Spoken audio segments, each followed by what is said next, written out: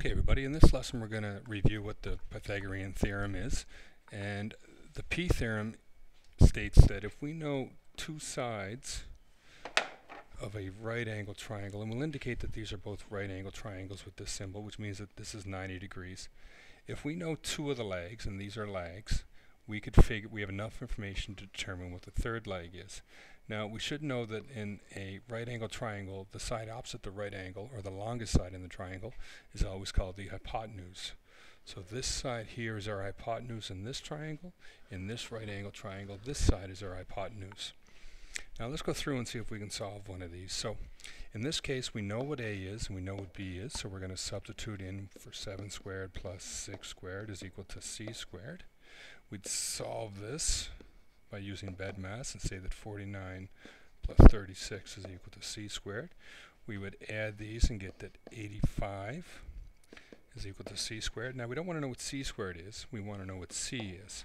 So to do that we need to get the square root of 85, and the square root of 85 is roughly, we'll say, 9.2.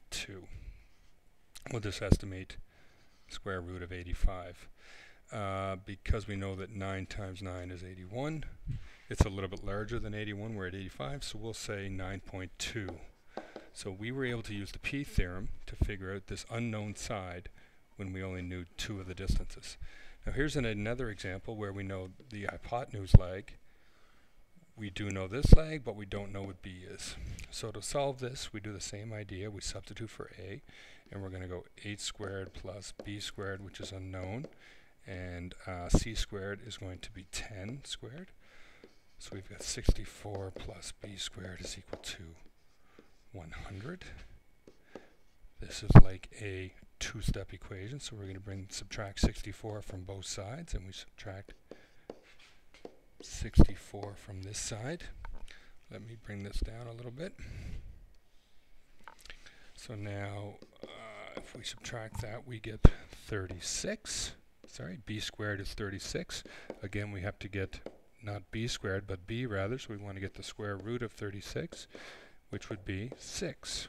So if we know that B is 6, by using the Pythagorean theorem, we can substitute in here and figure out that the length of this leg is now 6 units. So again, P theorem states that if we know two lengths of a right angle triangle, we can always determine what the third leg is.